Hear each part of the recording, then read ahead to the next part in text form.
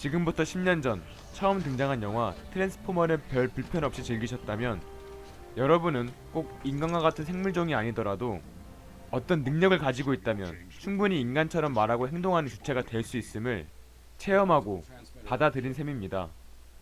즉, 기계에도 특정 능력만 주어진다면 인간과 같은 대상이 될 수 있음을 확인한 것이죠. 어쩌면 우리는 이미 강한 인공지능의 등장을 받아들일 준비가 되어 있는 것인지도 모릅니다. 우리는 인간처럼 말하고 행동하는 자아를 가진 인공지능을 만나게 될까요? 오늘은 상식적이고 일반적인 내용에서 벗어나 강한 인공지능의 등장에 대한 차분하고 전문적인 분석이 담긴 고인석 교수의 논문 인공지능 시대에 살아남는 법을 소개해 드리려고 합니다. 본론에 앞서 인공지능의 분류를 간략히 살펴보겠습니다. 인공지능은 자의식의 유무로 두 종류로 나누어집니다. 지금 우리가 실제로 마주치는 인공지능들은 모두 인간에 의해 수동적으로 움직이는 약한 인공지능입니다. 그에 반해 우리가 영화에서 마주치는 인공지능들은 강한 인공지능이죠. 약한 인공지능이 나라는 개념을 가지고 스스로 행동할 수 있다면 우리는 그 인공지능을 강한 인공지능이라고 부르게 되는 것입니다.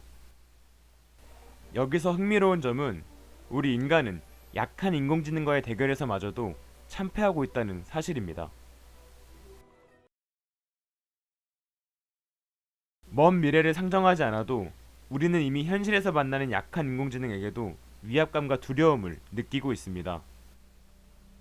그 두려움의 시작은 인간 바둑계를 제패한 알파고의 등장과 함께였죠.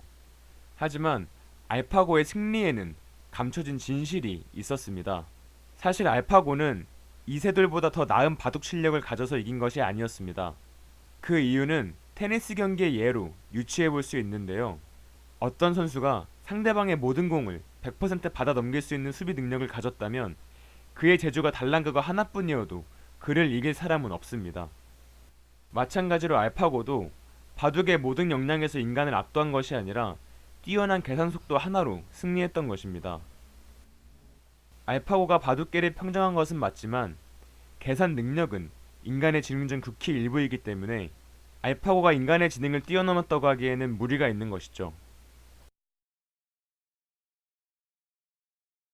발달한 인공지능은 이미 의료, 교통, 산업, IT 등 사회 여러 분야에서 인간은 할 수 없는 일들을 현실화시키고 있습니다. 그렇기 때문에 인공지능에 대한 우리의 기대는 무한대에 가까워지고 있죠. 인공지능은 인간을 초월한 지능이 될 수 있을까요? 논문의 저자 고인석 교수에 따르면 이 질문에 대한 대답은 그렇지 못할 것이다 입니다. 그 이유는 인공지능 때문이 아니라 바로 우리 인간의 특징 때문입니다.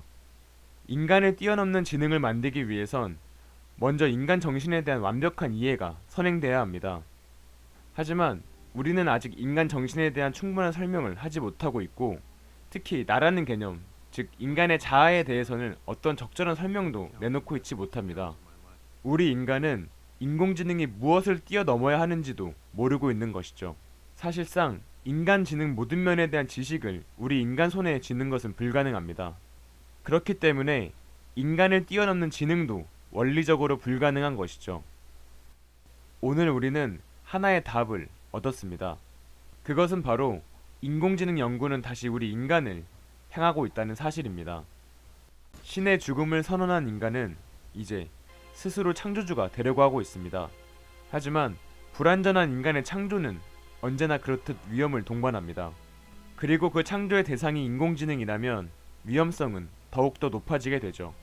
우리는 강한 인공지능의 출현은 불가능하다는 답을 얻었습니다. 하지만 그렇다고 해서 우리 인류는 종말의 위험에서 자유로워진 것일까요?